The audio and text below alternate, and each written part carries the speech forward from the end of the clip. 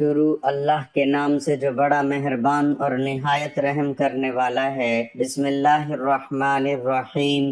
ہر روز یہ سورت 7 بار پڑھ لیں، بیٹے کو کامیاب ہوتا ہوا آپ اپنی آنکھوں سے دیکھو گے۔ محترم ناظرین، اولاد اللہ پاک کی بہت بڑی نعمت ہے۔ ہمارے نبی صلی اللہ علیہ وسلم کے جد امجد حضرت ابراہیم علیہ السلام نے اللہ سے دعا کی، پارہ نمبر 23 سورۃ والصافات آیت نمبر 100۔ تو ہم نے اسے خوشخبری سنائی ایک عقل مند لڑکے کی۔ متعدد جگہ قرآن میں اللہ نے اولاد جیسی نعمت کا ذکر فرمایا۔ سورہ مریم آیت نمبر 6، اے زکریا ہم تجھے خوشی سناتے ہیں ایک لڑکے کی جس کا نام یحییٰ ہے۔ اسے معلوم ہوا نیک و صالح بیٹا اللہ رب العزت کی بڑی رحمت و نعمت ہے کہ رب کریم نے اس صورت میں فرزند صالح نیک کو رحمت و نعمت فرمایا۔ اس سے معلوم ہوا کہ بیٹے کی دعا کرنا سنت انبیاء ہے، مگر اس لیے کہ وہ توشہ آخرت ہو۔ ہاں، بیٹی پیدا ہونے کا غم کرنا کفار کا طریقہ ہے۔ مفسرین علماء فقہاء کرام فرماتے ہیں، یوں تو سبھی نعمتیں اعلیٰ ہیں، پر ایمان کی دولت و اولاد کی نعمت تمام نعمتوں میں اعلیٰ نعمت ہے۔ نعمتوں کے بارے میں فرمان الہی ہے، اور تمہیں بہت کچھ منہ مانگا دیا، اور اگر اللہ کی نعمتیں گنو تو شمار نہ کر سکو گے۔ بے شک آدمی بڑا ظالم ناشکرا ہے۔ تمہاری ہر قسم کی منہ مانگی مرادیں، کروڑوں نعمتیں تمہارے بغیر مانگے تمہیں انعام میں عطا کی، اور بہت سی نعمتیں منہ مانگے بخشش۔ ہم تمہاری ضرورتیں تم سے زیادہ جانتے ہیں، ہماری عطا ہمارا انعام تمہارے مانگنے پر موقوف نہیں، کیونکہ تمہارے ہر رونگٹے پر کروڑوں نعمتیں ہیں، اور جب تمہیں اپنے بالوں کا شمار نہیں تو ہماری دی ہوئی نعمتوں کا شمار کیسے ہو سکتا ہے؟ تمہاری گنتی سنک پر ختم ہوتی ہے اور وہاں سنک سے ابتدا ہوتی ہے۔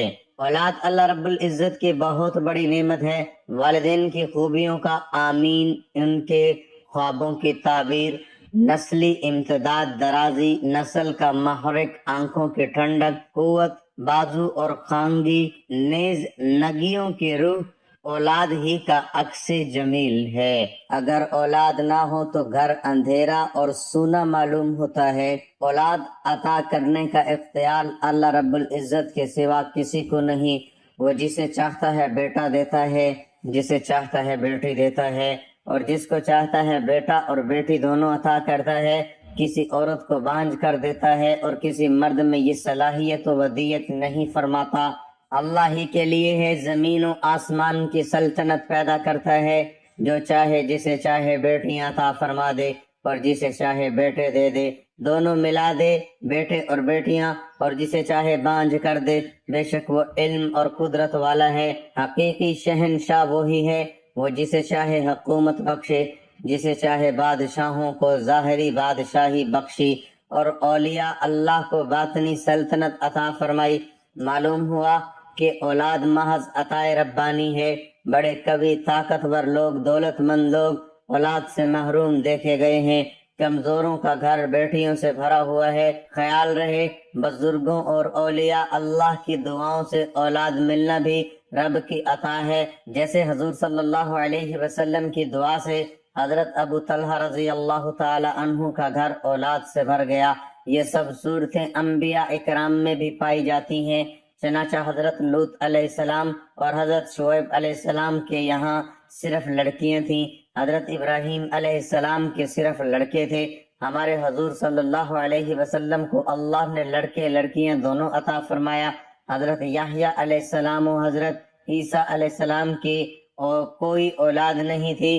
حضرت آدم علیہ السلام کو صرف مٹی سے پیدا کیا، جن کا نہ باپ ہے نہ ماں۔ حضرت حوا علیہ السلام کو آدم علیہ السلام سے پیدا کیا، ان کی ماں نہیں۔ حضرت عیسیٰ علیہ السلام کو صرف عورت سے پیدا کیا، ان کا باپ نہیں۔ جب اولاد کی نعمت اور وسائل رزق کی فراوانی، صحت و عافیت کی نعمتیں مل جاتی ہیں تو انسان تکبر اور غرور کا اظہار کرنے لگتا ہے۔ حالانکہ اللہ کی نعمتوں پر خوش ہونا یا اس کا اظہار کرنا برا نہیں، لیکن وہ تحدیث نعمت کے طور پر ہو، نہ کہ بڑائی کے لیے۔ اولاد جیسی نعمت کی قدر یہ ہے کہ حتی الامکان اس کی قدر و قیمت کو سمجھا جائے۔ اس پر توجہ دی جائے۔ مذہب اسلام میں پیدائش سے پہلے ہی ہدایت کا اہتمام کیا گیا۔ لوگ بچوں کے سلسلے میں ہمیشہ غفلت سے کام لیتے ہیں۔ ان کی تربیت سے چشم پوشی نہ صرف کہ یہ ایک معاشرتی اور اخلاقی جرم ہے، بلکہ خود ان کے اور ان سے متعلق قوم و ملک کے مستقبل کو تباہ کرنے کے مترادف ہے۔ یہی وجہ ہے کہ حضور سید عالم صلی اللہ علیہ وسلم نے بچوں کی تربیت کو عبادت اور ان کو ایک کلمہ خیر سکھا دینے کو صدقہ دینے سے زیادہ بہتر قرار دیا ہے۔ قرآن کریم نے بچوں کی آخرت کی ناکامیوں کی ذمہ داری والدین کے سر ڈالی ہے اور خاص کر ایمان والوں کو مخاطب کیا۔ قرآن ارشاد فرما رہا ہے، یا ایھا الذین آمنوا قوا انفسکم، اے ایمان والو اپنے آپ کو اور اپنے اہل و عیال کو اس آگ سے بچاؤ جس کا ایندھن انسان اور پتھر ہوں گے۔ اس پر ایسے فرشتے مقرر ہیں جو بڑے تند خو یعنی سخت دل سخت مزاج ہیں، جو ارشاد انہیں فرمایا جاتا ہے فوراً بجا لاتے ہیں، نافرمانی نہیں کرتے اللہ کی جس کا اس نے حکم دیا ہے۔ جب یہ آیت مبارک نازل ہوئی تو حضرت عمر رضی اللہ عنہ اپنی اور اپنے اہل و عیال کی ذمہ داریوں کے احساس سے بہت متاثر اور فکر مند ہوئے۔ آپ حضور صلی اللہ علیہ وسلم کے پاس آئے، اے اللہ کے رسول صلی اللہ علیہ وسلم، آپ اپنے آپ کو دوزخ سے بچانے کا مفہوم تو سمجھ میں آ گیا، مگر اہل و عیال کو کیسے جہنم سے بچا سکتے ہیں؟ آپ صلی اللہ علیہ وسلم نے ارشاد فرمایا، جن چیزوں سے خدا نے تمہیں روکا ہے تم اپنے اہل و عیال کو روکو، اور جن کاموں کو انجام دینے کا حکم فرمایا ہے تم ان کو اپنے اہل و عیال کو حکم دو۔ سب سے اچھا تحفہ اولاد کے لیے۔ ترمذی شریف میں حضرت ایوب موسیٰ رضی اللہ عنہ اپنے والد اور اپنے دادا کے واسطے سے روایت کرتے ہیں، رسول اللہ صلی اللہ علیہ وسلم نے فرمایا، اچھی تربیت سے زیادہ ایک باپ کا اپنے اولاد کے لیے کوئی عطیہ انعام نہیں۔ ایک دفعہ سرکار صلی اللہ علیہ وسلم نے فرمایا، کوئی باپ اپنی اولاد کو اس سے بہتر کوئی عطیہ نہیں دے سکتا کہ اسے اچھی تعلیم دے۔ حضرت مولا کائنات علی المرتضی رضی اللہ عنہ کا قول ہے، بچوں کو ادب سکھاؤ اور تعلیم دو۔ حضرت ابن سیرین سے منقول ہے، اولاد کی عزت کرو اور اسے بہتر ادب سکھاؤ۔ اللہ تعالیٰ نے ہر شخص کے سینے میں دھڑکتا ہوا ایک دل رکھا ہے، اس دل کے اندر اولاد کی بھی محبت رکھی ہے۔ کسی بھی شخص کا سینہ محبت اولاد سے خالی نہیں ہے۔ جس شخص کو اللہ نے یہ دولت دی ہے وہ بخوبی جانتا ہے کہ کتنا بڑا انعام و اکرام ہے، اور جس کے پاس نہیں ہے وہ بڑا محروم ہے۔ عام لوگ تو عام لوگ ہیں، اللہ کے جلیل القدر پیغمبر بھی اولاد کی محبت میں تڑپتے ہوئے دکھائی دیتے ہیں۔ کتاب رحمت قرآن مجید میں اللہ نے مختلف مقامات پر اولاد کے لیے تڑپتے ہوئے دلوں کی کہانیوں کو بیان کیا ہے۔ اس طرح جب انسان نعمتوں کا وہ حق ادا نہیں کرتا جو اللہ تعالیٰ نے دینے کے بعد اسے مطالبہ کیا ہے، تو پھر انسان اس نعمت سے پوری طرح لطف اندوز نہیں ہو سکتا ہے، وہ نعمت اس کے لیے راحت جان نہیں بنتی ہے۔ اور یہ جو اولاد کی نعمت ہے یہ صرف دنیا میں ہی راحت کا سبب نہیں ہے بلکہ آخرت کا بھی سرمایہ ہے۔ دنیا سے جانے والا ہر شخص جس کو یہ خیال ہو کہ میرے جانے کا وقت ہو گیا ہے، اور مسلمان کو تو ہر وقت یہ خیال ہونا چاہیے اور یہ ضرور سوچے کہ میں اپنے پیچھے جو اولاد چھوڑ کر جاؤں گا میرے لیے صدقہ جاریہ ہے کہ نہیں، کیونکہ حدیث میں 3 صدقات جاریہ کا ذکر کیا گیا ہے، اس میں اولاد کا ذکر بھی ہے۔ رسول اللہ صلی اللہ علیہ وسلم نے فرمایا، 3 چیزیں ایسی ہیں جن سے مرنے کے بعد بھی تمہیں فائدہ پہنچتا رہے گا، اولاد نیک اعمال کرنے والی ہو، اللہ کو یاد کرنے والی ہو، نماز پڑھنے والی ہو، لوگوں کو قرآن پڑھانے والی ہو، دعائیں کرنے والی ہو، لوگوں کو فائدہ دینے والی۔ اگر مخلوق کے لیے فیض رسا اولاد چھوڑ کر جا رہا ہے تو اس کو اطمینان رہے گا کہ اس کے نامہ اعمال کی کتاب ابھی بھی کھلی ہوئی ہے، اولاد نرینہ کے سارے نیک اعمال اس کے نامہ اعمال میں درج ہوتے رہیں گے۔ اور اگر اولاد کو صرف دنیا کا ہی بنا کر جا رہا ہے اور اس کو اللہ اور اس کے رسول صلی اللہ علیہ وسلم کی کوئی بات سکھائی اور سمجھائی نہیں، یعنی دینی تربیت نہیں کی، دنیا سے جاتے ہوئے اپنا کھاتا بند کر کے جا رہا ہے، بلکہ اولاد کی تربیت میں کوتاہی پر سوال و جواب پر تیار ہو کر جا رہا ہے۔ آج کے دور میں بچوں کی جسمانی ضرورت کے ساتھ ان کی روح کی بھی تربیت کی ضرورت ہے۔ ماں باپ اپنا قیمتی وقت بچوں کو دیں، انہیں زندگی کا مقصد بتائیں۔ آج کے والدین اولاد کے اعلیٰ مہنگے تعلیمی اداروں میں داخلوں پر تو توجہ دیتے ہیں، لیکن اچھے باکردار انسان بنانے کی فکر نہیں کرتے۔ جس طرح اولاد کے لیے ماں باپ کے ساتھ حسن سلوک کا متعدد بار حکم ہے، اسی طرح والدین کے لیے بھی اولاد صحیح منہج پر تربیت کرنا لازم و ملزوم ہے۔ اولاد انسان کا بہترین سرمایہ ہے، یہ اس کی ذات کا تسلسل ہی نہیں، اس کی امیدوں اور خواہشوں کا سب سے بڑا مرکز بھی ہے۔ ہم میں سے کون ہے جو اپنی اولاد کے برے مستقبل کا تصور بھی کر سکے؟ لیکن اولاد کا اچھا مستقبل صرف خواہشوں اور تمناؤں کے سہارے وجود پذیر نہیں ہو سکتا، اس لیے ایک واضح اور متعین لاہ عمل کی ضرورت ہے۔ آج کے وظیفے میں ہم اختصار کے ساتھ وہ لاہ عمل بیان کر رہے ہیں جو دنیا اور آخرت دونوں میں آپ کی اولاد کو آپ کی آنکھوں کی ٹھنڈک بنا دے گا۔ عام طور پر والدین اولاد کا دامن خوشیوں سے بھر دینے کی فکر میں رہتے ہیں۔ خوشیوں سے ان کی مراد بالعموم مادی اشیاء کی بہتات ہوتی ہے، تاہم خوشی صرف مادی اشیاء سے نہیں ملتی، خوشی زندگی کے بارے میں مثبت نقطہ نظر اختیار کرنے سے ملتی ہے۔ اس دنیا میں دکھوں، پریشانیوں اور ناپسندیدہ حالات سے مفر ممکن نہیں ہے۔ آپ کچھ بھی کر لیں، برے حالات سے اپنی اولاد کو بچا نہیں سکتے۔ ایک طریقہ ایسا ہے جس سے آپ کی اولاد پر مصائب و آلام کی آگ ٹھنڈی ہو سکتی ہے، وہ یہ کہ آپ اپنی اولاد کو زندگی کے بارے میں مثبت نقطہ نظر دیں، اسے بتائیں کہ دنیا میں سخت حالات ہی بہترین انسانوں کو جنم دیتے ہیں۔ اس اعتبار سے یہ سختیاں خدا کی نعمت ہیں، یہ ایک طرف انسان کی صلاحیتوں کو بہترین طریقے سے پروان چڑھاتی ہے اور دوسری طرف آخرت میں خدا کی رضا اور اس کی بہترین نعمتوں کے حصول کا ذریعہ بھی بنتی ہیں۔ چنانچہ بچوں کو یہ سبق دیں کہ وہ مشکلات کو چیلنج کے طور پر لیں، اس کے بعد وہی دکھ جو دوسروں کو نڈھال کر دیتے ہیں انہیں سرشار کر دیں گے۔ اولاد کو دینے والی دوسری چیز سخت محنت کرنے کی عادت ہے۔ والدین لاڈ پیار میں بچوں کی زندگی آسان بنانا چاہتے ہیں، مگر بے جا لاڈ پیار مستقبل میں ان کی زندگی مشکل بنا دیتا ہے۔ لاڈ پیار سے بچے اکثر نکمے ہو جاتے ہیں۔ اس دنیا میں نکمے اور ناکارہ لوگوں کی کامیابی کا کوئی امکان نہیں۔ کامیابی صرف سخت محنت سے ملتی ہے، حتیٰ کہ ذہانت بھی محنت کے کندھوں پر بیٹھ کر ہی خود کو نمایاں کر پاتی ہے۔ ذہانت 90% محنت ہے اور صرف 10% دماغی صلاحیت۔ بچپن سے ہی اولاد کو سخت ذہنی اور جسمانی محنت کا عادی بنائے، اس کے کام کے لیے بچوں کے بڑے ہونے کا انتظار نہ کریں۔ بڑے ہونے پر تو بچوں کی عادتیں پختہ ہو جاتی ہیں جن کا بدلنا آسان نہیں رہتا۔ عادتیں تو بچپن ہی میں ڈالوائی جاتی ہیں۔ بحیثیت مسلمان یہ ہماری ذمہ داری ہے کہ دین کے بنیادی تصورات اپنے بچوں کو منتقل کریں۔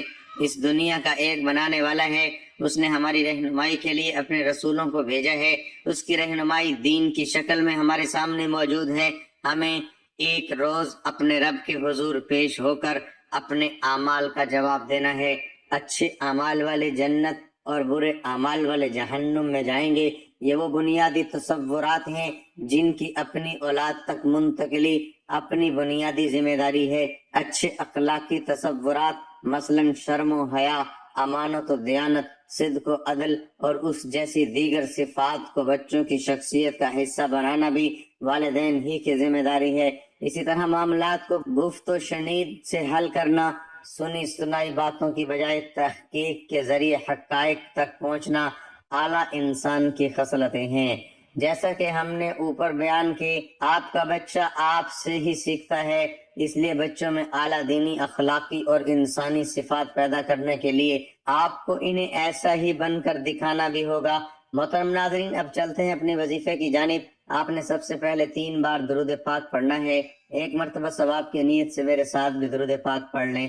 اللہم صلی علی محمد وعلی آل محمد کما صلیت علی ابراہیم وعلی آل ابراہیم انک حمید مجید۔ اللہم بارک علی محمد وعلی آل محمد کما بارکت علی ابراہیم وعلی آل ابراہیم انک حمید مجید۔ اس کے بعد 7 بار سورۃ کوثر پڑھنی ہے۔ انا اعطیناک الکوثر فصل لربک وانحر ان شانئک هو الابتر۔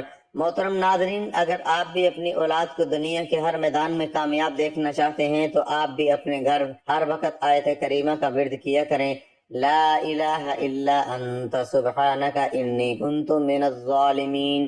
انشاءاللہ اس تصویر کی برکت سے آپ کی اولاد دنیا کے ہر میدان میں کامیابی پائے گی اور دنیا کے تمام مشکلات سے دور رہے گی انشاءاللہ، اور اس سے آپ کا گھر بھی تمام آفات اور مصیبتوں سے محفوظ رہے گا۔ حضرت یونس علیہ السلام دجلہ کے بائیں کنارے پر آبادی عراق شہر موصل میں پیدا ہوئے۔ آپ حضرت ہود علیہ السلام کی اولاد میں سے تھے۔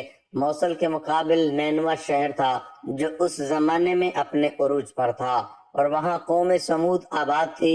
نینوا کی آبادی 1,00,000 سے زیادہ تھی جیسا کہ قرآن پاک میں ہے، اور ان یونس کو 1,00,000 یا اس سے زیادہ لوگوں کی طرف پیغمبر بنا کر بھیجا۔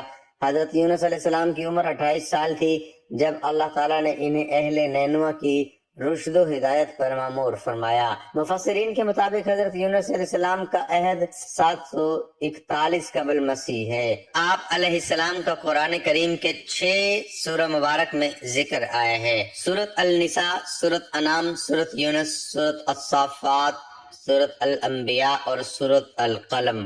ان میں پہلی 4 سورۃ مبارکہ میں حضرت یونس علیہ السلام کا نام اور باقی 2 میں ذُنُّون اور صاحب الحوت یعنی مچھلی والا کہہ کر ذکر کیا گیا ہے۔ نون بڑی مچھلی کو کہتے ہیں، چونکہ آپ کئی دن ایک مچھلی کے پیٹ میں رہے اس لیے مچھلی والا کہا گیا۔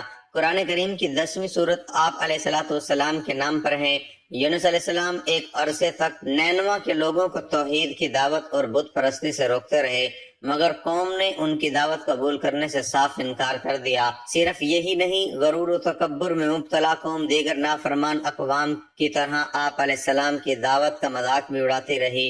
جب ان کی سرکشی اور نافرمانی انتہا کو پہنچ گئی تو اللہ تعالیٰ نے حضرت یونس علیہ السلام کو حکم دیا کہ لوگوں کو آگاہ کر دو، 3 دن کے اندر اندر ان پر عذاب آنے والا ہے۔ آپ علیہ السلام نے قوم میں سے اس کا اعلان کر دیا۔ یہ سن کر قوم یونس نے آپس میں مشورہ کیا تو اس بات پر ان سب کا اتفاق ہوا کہ یونس علیہ السلام کو بھی جھوٹ بولتے نہیں دیکھا گیا، لہذا ان کی بات نظر انداز نہیں کرنی چاہیے۔